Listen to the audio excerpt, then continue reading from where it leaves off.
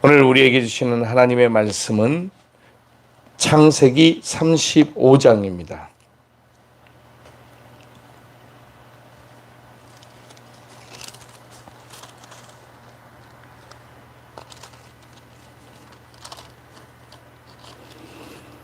(1절부터) 끝절 말씀까지 제가 한 절, 여러분들이 한 절 교독하겠습니다.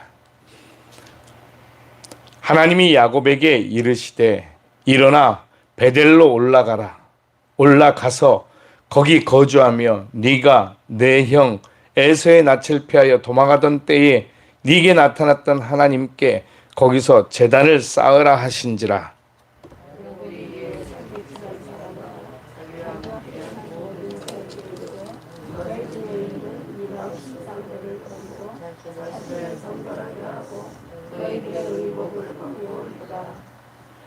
우리가 일어나 베델로 올라가자.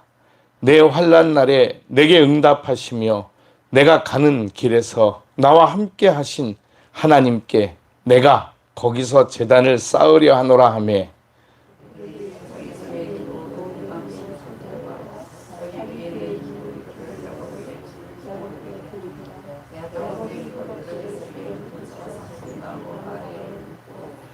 그들이 떠났으나 하나님이 그 사면 고울들로 크게 두려워하게 하셨으므로 야곱의 아들들을 추격하는 자가 없었더라.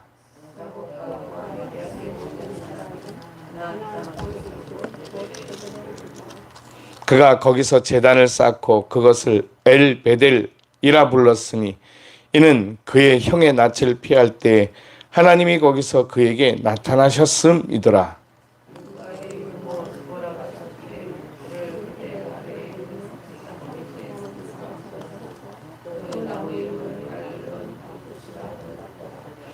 야곱이 밧단 아람에서 돌아오매 하나님이 다시 야곱에게 나타나사 그에게 복을 주시고,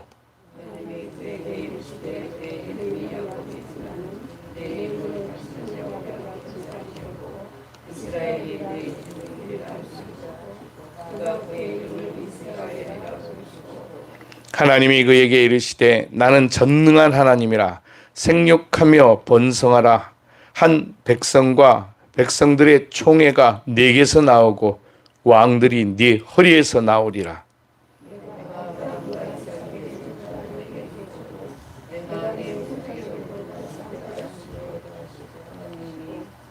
하나님이 그와 말씀하시던 곳에서 그를 떠나 올라가시는지라.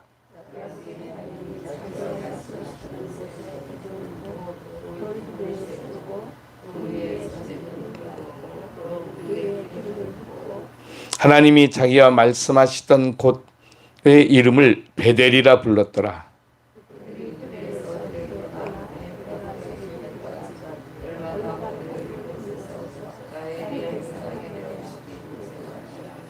그가 난산할 즈음에 산파가 그에게 이르되 두려워하지 말라. 지금 네가 또 등남하였느니라 하느니라 하매,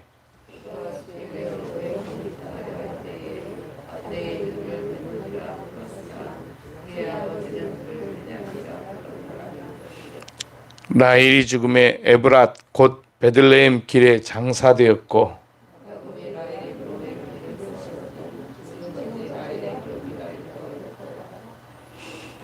이스라엘이 다시 길을 떠나 에델 망대를 지나 장막을 쳤더라.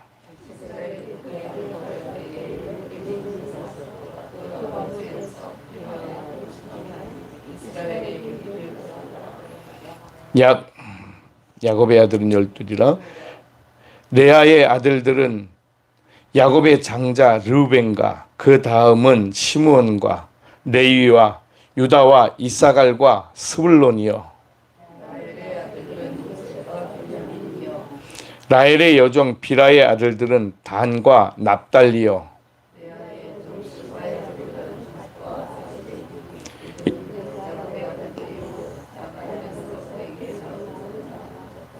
야곱이 기랏 아르바의 마므레로 가서 그의 아버지 이삭에게 이르렀으니 기랏 아르바는 곧 아브라함과 이삭이 거류하던 헤브론이더라.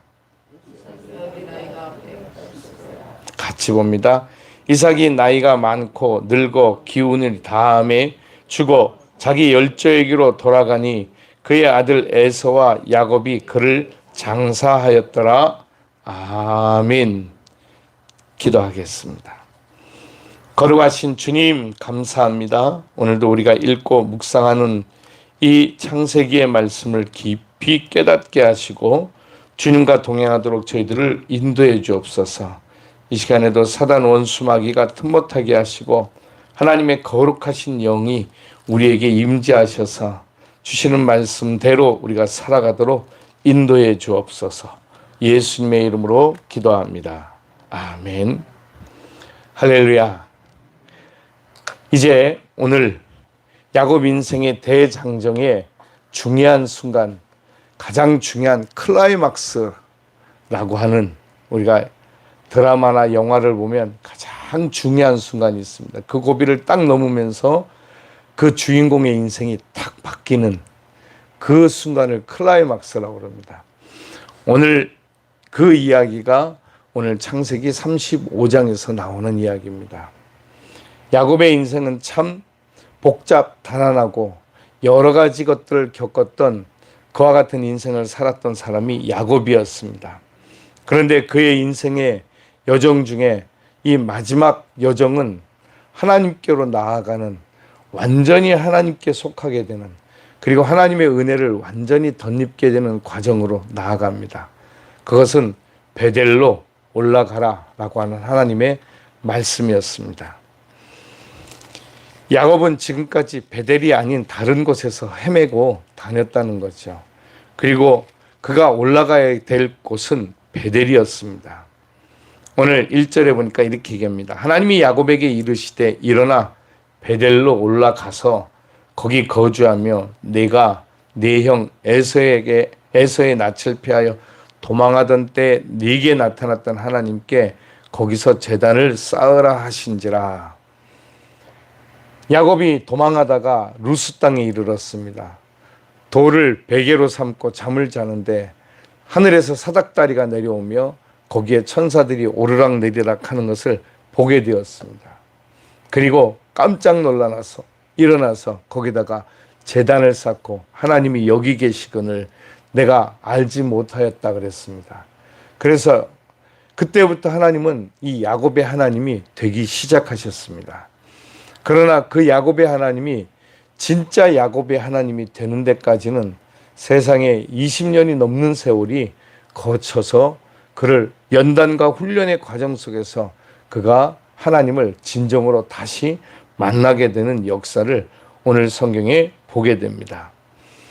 지금까지 있지 않았던 일들이 이제 야곱을 통해 시작되는데 2절에 보니까 야곱이 이에 자기 집안 사람과 자기와 함께한 모든 자에게 이르되 너희 중에 있는 이방 신상들을 버리고 자신을 정결하게 하고 너희들의 의복을 바꾸어 입으라.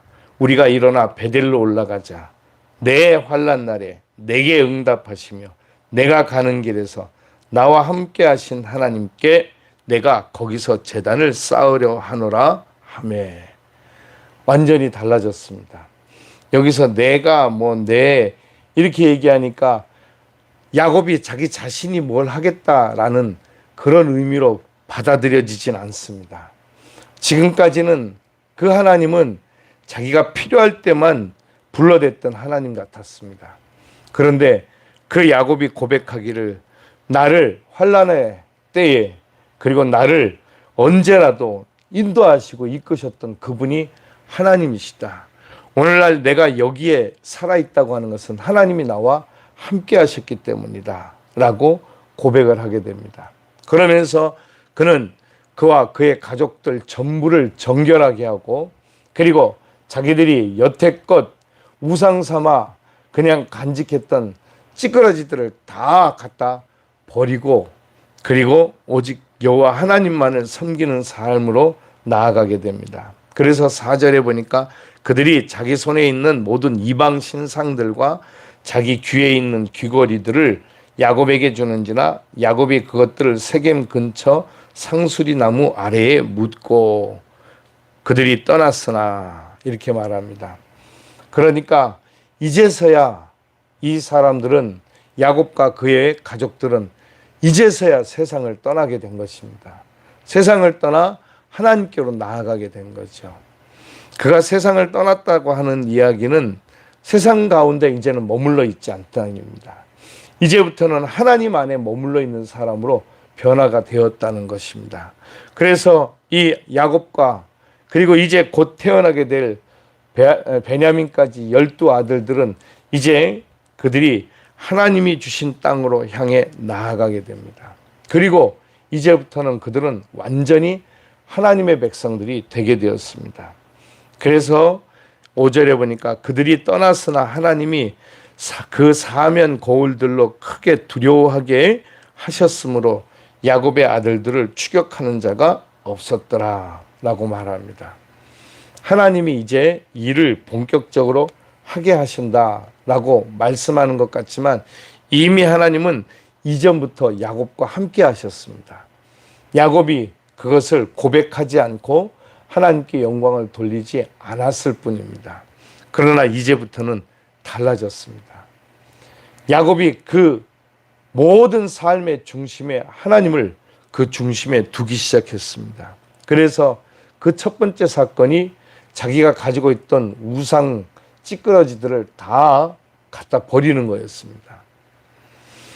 여러분, 혹시라도 우리가 십자가 같은 거 들고 다니잖아요. 그런 것들을 다 아무 값어치 없는 것들입니다. 십자가, 여러 번 말씀드렸지만 십자가 자체가 능력이 있는 것이 아니고 십자가에 달리신 예수 그리스도가 능력이 있는 것입니다. 할렐루야. 그러니까 우리는 십자가를 들고 다니면서 십자가가 나를 보호할 거라고 착각하면 절대 안 되는 것입니다. 할렐루야. 이와 같이 어리석은 짓을 하는 사람들이 종종 있습니다. 그래서 집에다가 십자가를 걸어놓고 있습니다. 나쁜 거 아닙니다. 아주 좋은 것입니다. 그러나 집에 걸려있는 십자가가 교회 예수 그리스도의 십자가라고 말하면 안 되는 것입니다. 집에 걸린 십자가는 왜 걸어놓은 것입니까? 자기와 자기 가족을 구원하고 지켜달라고 걸어놓은 거잖아요. 십자가가 그렇게 하나요? 아니죠. 하나님이 아시죠. 그러니까 그것은 잘못된 믿음인 것입니다. 우리는 하나님은 어떤 우상의 형상이라도 만들지 말라고 그랬습니다. 그러므로 우리는 우리 안에 그렇다고 해서 실제로 역사하시고 나타나시는 그 하나님을 우리가 믿지 않는 것은 아닙니다. 할렐루야. 그죠? 그러니까 우리가 십자가를 들고 다니지 않아도 우리는 십자가가 있는 것입니다. 그래서 언제라도 그 십자가가 나에게 하나님의 능력이 되는 것이죠. 고린도전서 1장 18절의 말씀처럼 말입니다. 십자가가 어리석은 자들에게는 믿지 않는 자들에게는 어리석게 보이지만 믿는 우리에게는 하나님의 능력이 됩니다. 할렐루야. 그렇기 때문에 십자가는 우리에게 하나님의 능력입니다. 그래서 그 십자가를 바라보는데 그 십자가가 내 주머니 속에 들어와 있으면 되겠습니까? 아니죠. 내 주머니보다 더 큰 십자가가 어찌 내 주머니 속에 들어와 있겠습니까? 그것은 어리석은 것입니다. 그러나 십자가를 가지고 다니는 것 자체가 잘못됐다라고 말하고 싶지는 않아요. 십자가 목걸이, 십자가 귀걸이 이런 것들 아무 상관없습니다. 다만 그것이 나를 지킨다라고 생각하지 마시라는 것입니다.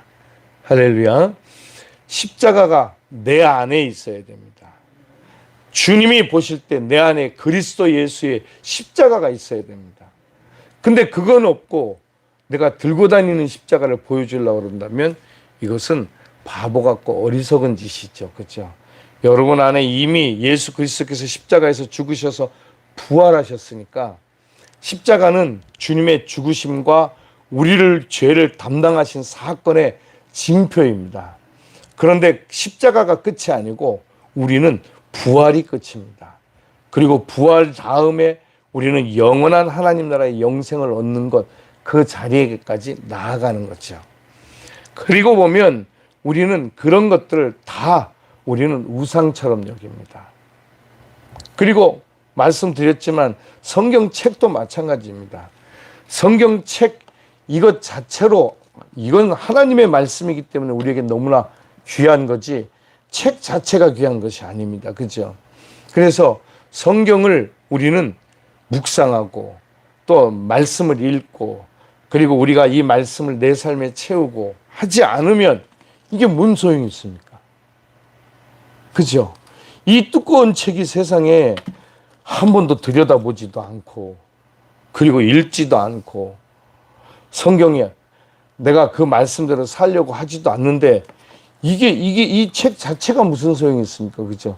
이걸 베고자 한다고 여기서 하나님의 말씀이 내 머릿속으로 쏙쏙 들어오길 합니까? 어리석고 바보 같은 거죠. 그죠? 아닙니다.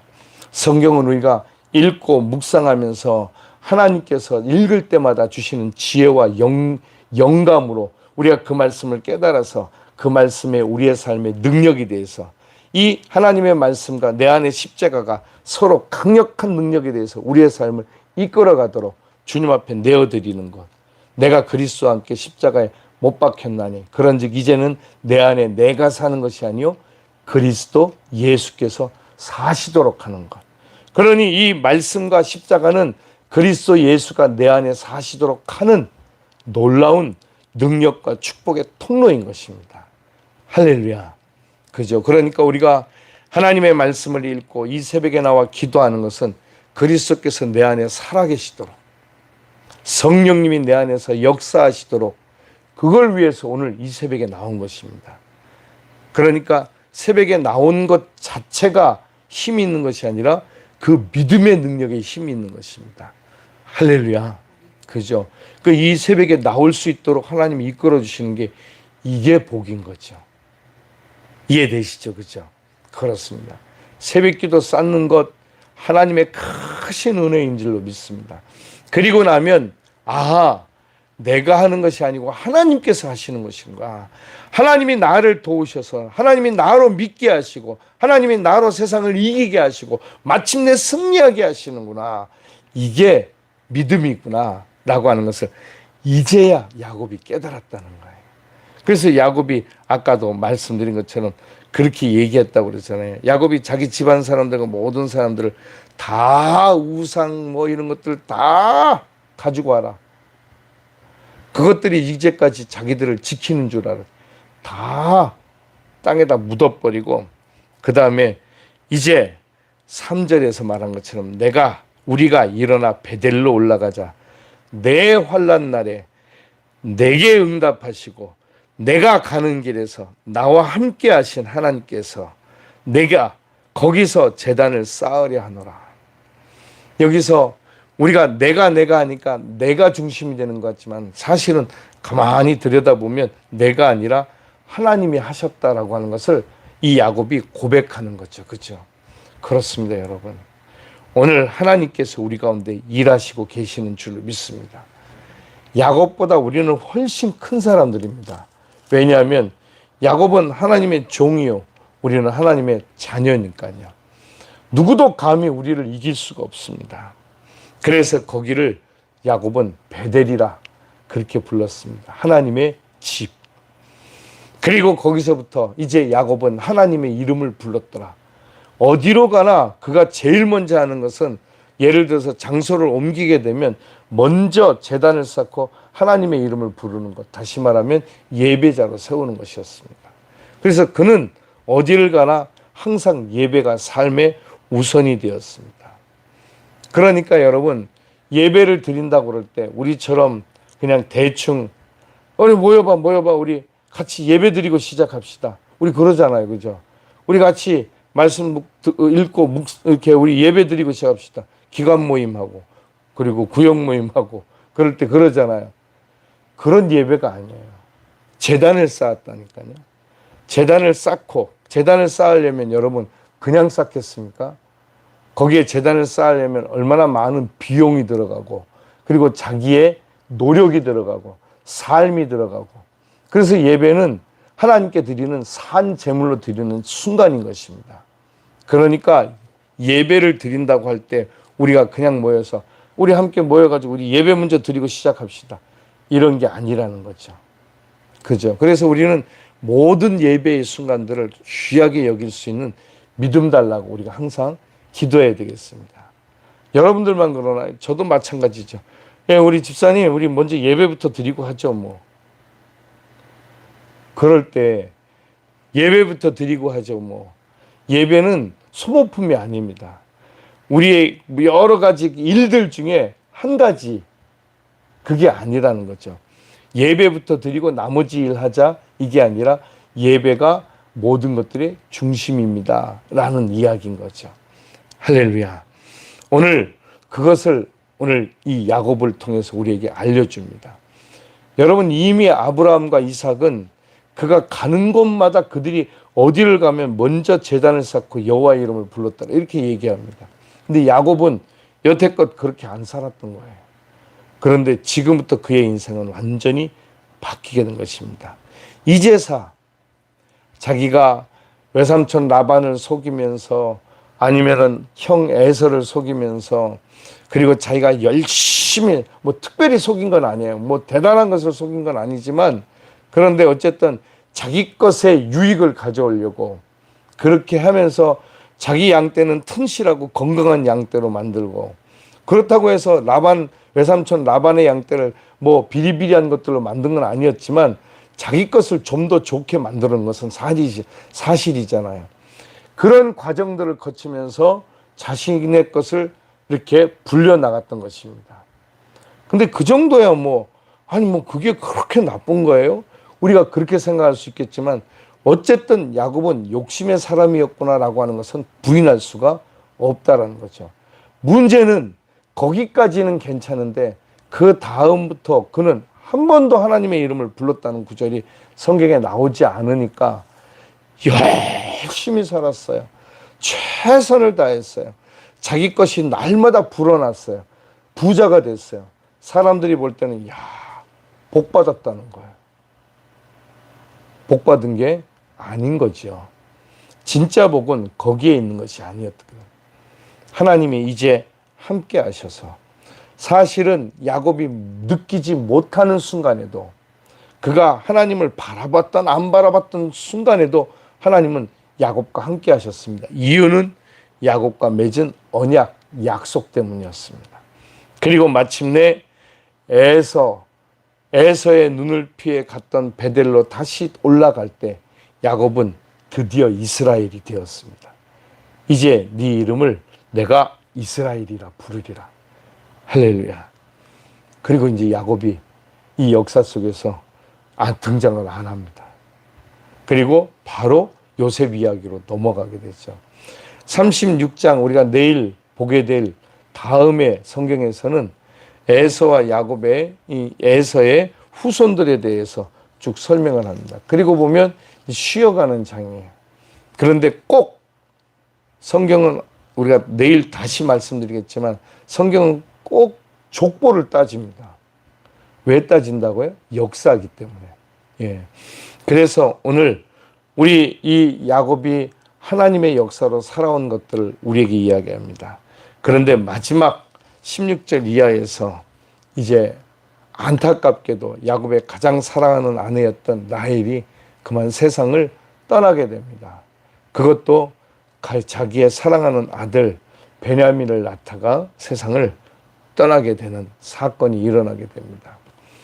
그래서 이 라헬은 오늘 성경에 보니까 그가 막벨라굴에 묻히지 못하고 중간 가는 길에 그가 그 장사를 지내게 되었다라고 말합니다. 야곱의 그리고 아브라함과 이삭과 야곱의 모든 가족들의 가족 묘지가 막벨라굴이었습니다.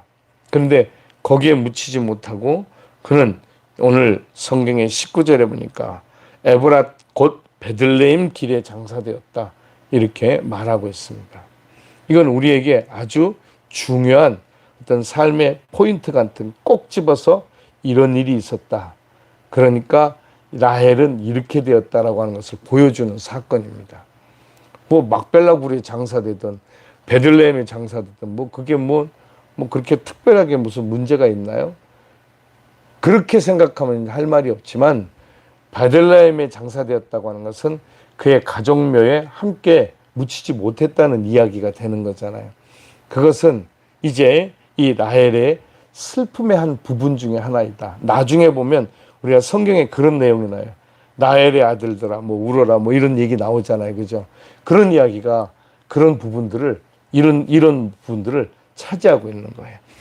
어쨌든 그렇게 지나가고 야곱의 아들들의 12명, 큰아들은 르우벤, 시므온, 그리고 레위, 유다, 이사갈과 스불론 6명은 레아의 소생이었습니다. 12아들 중에 6명이 레아의 소생이었으니까 이 레아가 큰 소리 칠만 한 거죠. 그죠? 그 다음에 야곱이 가장 사랑하던 아들이었던 요셉과 베냐민은 라헬의 소생이었습니다. 그리고 남은 그 두 여종 비라의 소생은 단과 납달리, 실바의 소생은 갓과 아셀이었습니다. 이들은 다 야곱의 아들들이었던 거죠. 그리고 이제 그 아버지를 장사 지내는 것으로 오늘 성경은 끝이 납니다. 역사는 흘러갑니다.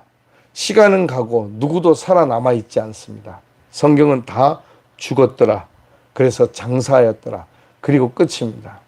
그런데 우리는 죽지 않지 않습니까? 영원한 생명의 소유자니까. 이들과 신분이 다른 것입니다. 이들은 이 땅에 육신의 사람으로 왔다가 하나님의 종으로 살다가 세상을 떠나지만 우리는 하나님의 자녀로 살다가 주님께로 올라갈 사람들입니다. 그러면 주님이 우리를 기다리셨다가 우리에게 하늘의 상급과 면류관을 주시려고 준비해 놓으시는 거죠. 오늘 저와 여러분들이 믿음과 또한 우리의 신앙이 확고해서 우리가 어떻게 살아가고 어떻게 살게 될 것을 주님 앞에 고백하면서 이 하루도 승리하는 복된 날 되시길 축복합니다. 기도하겠습니다.